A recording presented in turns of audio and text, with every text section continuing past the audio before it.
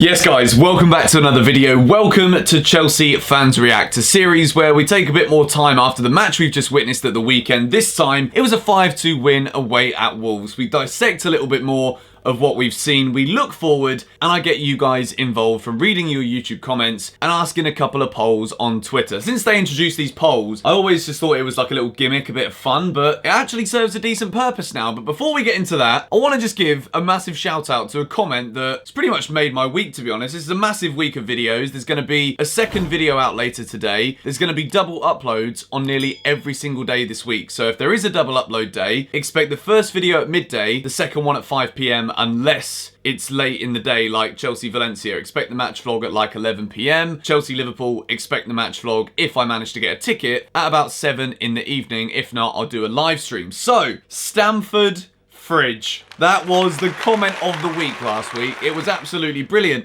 If you don't know what we're talking about, I've got a fridge which is currently being used as a stand for this image of Didier Drogba and also the Stamford Bridge SW6 sign, which is leaning against the fridge. Someone always said that I mug off my fridge a bit too much. We may as well give it a name, Stamford Fridge.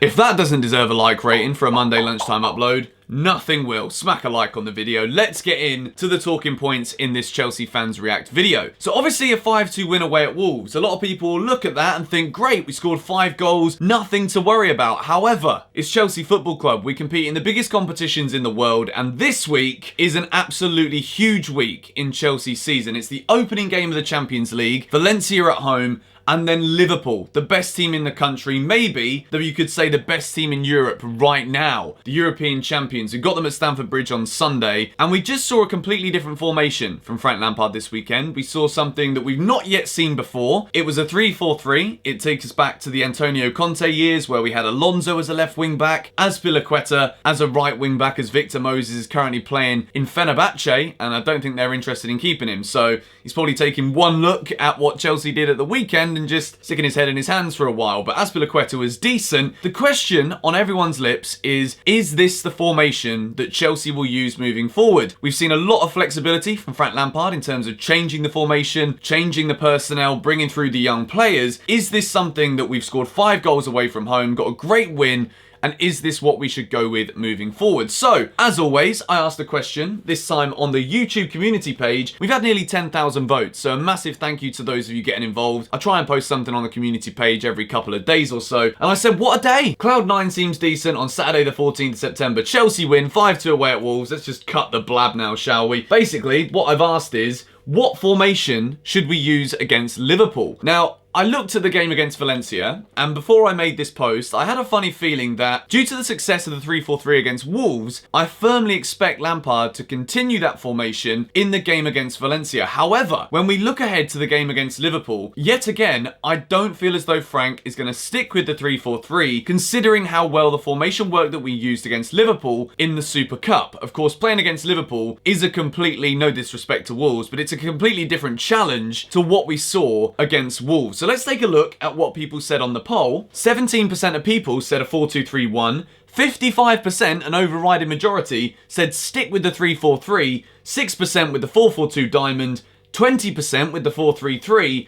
And only 2% suggested an other formation. It looks as though the majority of my fan base, at least, which the majority of people of which are Chelsea fans, the majority of people think that the 3-4-3 is the formation that Chelsea have found that is the number one. And I'd be inclined to agree with you. However, I feel as though if there's one game that we definitely revert back to a 4 at the back, it's against Liverpool. I feel as though, particularly if Emerson isn't going to be fit, I feel as though he will be. And Azpilicueta at right back, you got Sadio Mane running at you got Salah running at potentially Alonso. I don't think it's going to be as beneficial for Chelsea to use a 3-defender system. If we take it back to the first 30 minutes before Tomori's wonder goal against Wolves, even though we looked quite steady at the back, it wasn't really the best way for us to create opportunities. I feel as though the gaps in behind weren't appearing so much in the first 30 minutes, the passing wasn't quite flowing, and if we do that again against Liverpool and it takes a bit of time to get used to the system that we're playing against the opposition that we're playing, by which point Liverpool could have scored 2 or 3 goals, which, considering our defence, wouldn't be an unforeseeable circumstance. So I would go with a 4-2-3-1 in the game against Liverpool. I think that would support our strengths against Liverpool's undoubted strengths. However, I think think the 3-4-3 is definitely something we'll see against Valencia, and moving forward after that Liverpool game, we could see it again. But on the same token, you could just see Frank just going with it against Valencia. If we get a good win, hypothetically, against Valencia, he could stick to it for the game against Liverpool as well. But one of the top comments as the response to this post was from Ollie, and he says something saying that just because 3-4-3 worked against Wolves, it doesn't mean it will against Liverpool. We played great with 4-3-3 in the Super Cup, so I think that's the best option if N'Golo Kante is fit. It's a big if. No one really knows about N'Golo Kante's injury right now. Every time that we come back, it's just been an international break. We think,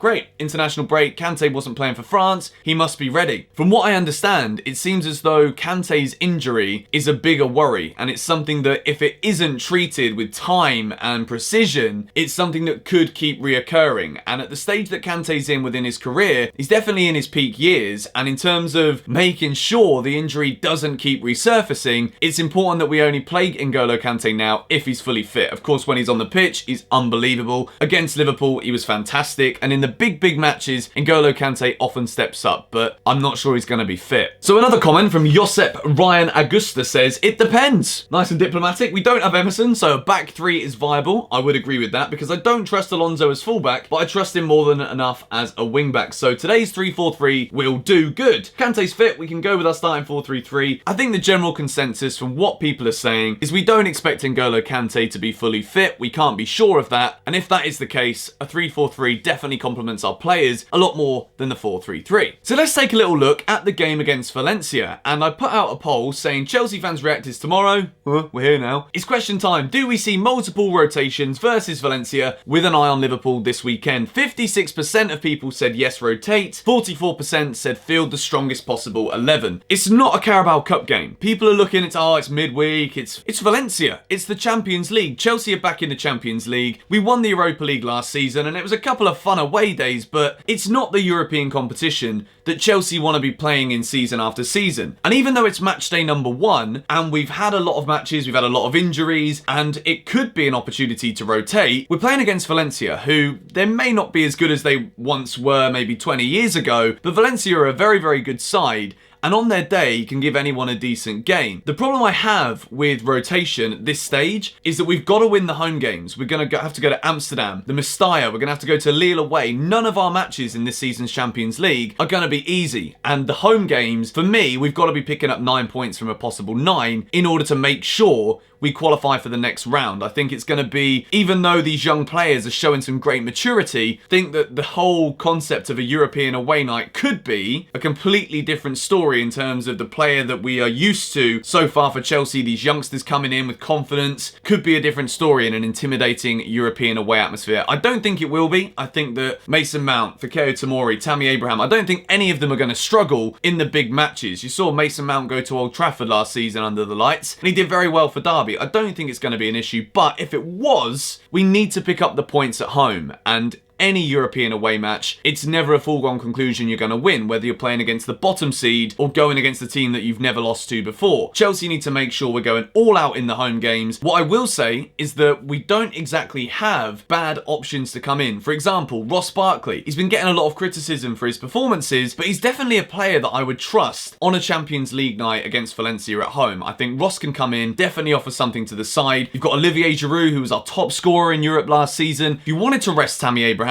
you could easily bring in Olivier Giroud and know that he can do a job in Europe. The problem I have is Tammy's on such a great run of form. He's not played a Champions League football game yet for Chelsea, and this would be an absolute perfect moment for him to come in. Everyone's going to be behind him after his brilliant recent performances. The guy's going to have confidence, and I fully expect him to bag against Valencia if he was to be starting. So we move into that, and the second poll that I asked was about the striker. I said, who's going to start? 43% said Tammy, 32% said Olivier Giroud, and 25% said Michy Batshuayi. Michy actually played pretty well when he came on against Wolves. It's always the thing though, like he could have scored a goal, he could have scored a couple of goals, but he didn't. So in terms of actually putting himself in with a real great shout of the starting striker conversation, I don't think Michy's in that world right now. for Chelsea. I think he can keep coming off the bench, he can keep doing a job. If we go a couple of goals up against Valencia, I fully expect him to come on and get some minutes in that game. I would start Tammy against Valencia. I think that the whole thing we've just said about his form, his confidence, dropping him for the first game under the lights at Stamford Bridge in the Champions League after a year out, his first ever Champions League game, I don't think it would be fair. And I feel as though with Tammy's fitness, we don't really have any worries about that right now. Olivier Giroud, I feel as though the man deserves the minutes and he would be good enough to start. There's no questions about that for me, but I would stick Tammy Abraham up front in this game against Valencia. Let's move into the two players playing alongside the striker on the wings. We saw Willian and Mason Mount playing the game against Wolves. Willian was very good. Yet again, Mason showing his class with another goal, the 5th Chelsea goal. He was brilliant as well. So I asked the question, who plays as the other two attackers? And if you notice here, I've put every single one, I've decided to start Christian Pulisic. I've got 32% saying Mason Mount and Pulisic, 28% saying Pedro and Pulisic, 17% Willian and Pulisic, and then we threw a little curveball in there with Callum Hudson-Odoi's return expected soon. 23% said that, so it's a definite split board. The favourite is Mason Mount and Pulisic. I think, yet again, Mason Mount is very similar to Tammy Abraham. His first chance to play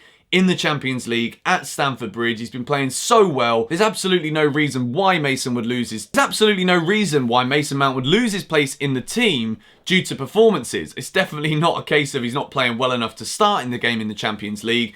The question is, Liverpool at the weekend. Frank 100% will have an eye on that game, no matter what managers say when they say, oh, we're only focused on the net. They're focused on everything. They're always focused on everything. Surely we can't throw Callum Hudson-Odoi straight into the big games after coming back from injury. I do get that, and I do fully agree with you. Obviously, it was a serious injury. It wasn't just like a little niggle and then he took 10 days off and then he comes back in and everything's as good as normal. Hudson-Odoi's injury was a very serious one. It was an injury where anything to do with your Achilles, there's no guarantee that you're going to come back as strong or stronger as you were before the injury. So the fact he has made a full recovery is an absolute blessing for Chelsea at the start, and we shouldn't be taking any risks with him. Although I did say the question, isn't every game a big game when you're at Chelsea Football Club? If he's fit, why not throw him in for minutes against a team like Valencia under the lights at Stamford Bridge back in the Champions League? A lot of people agreed with me, but I think the general consensus is that there's no way that without full first team match minutes,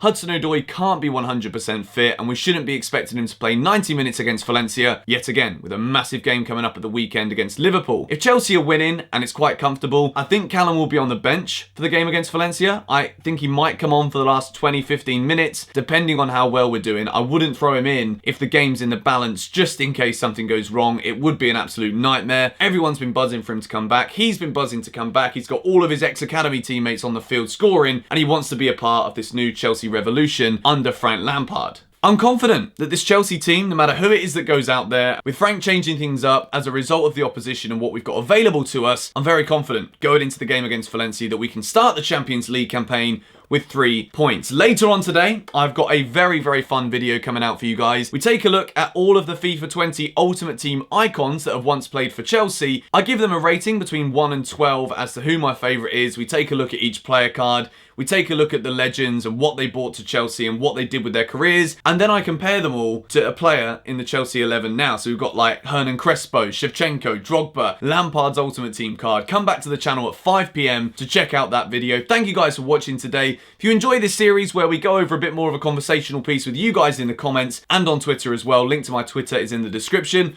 Follow me on Instagram too. I've been posting a few like photos from the games, photos from Stamford Bridge, all of that stuff over on Instagram as well. Massive thank you for all the support. We're nearly at 50,000 subscribers. Thank you guys for watching. I've said that about 100 flipping times now. I'm just going to shut up and get out of here. I'll catch you all later. Goodbye.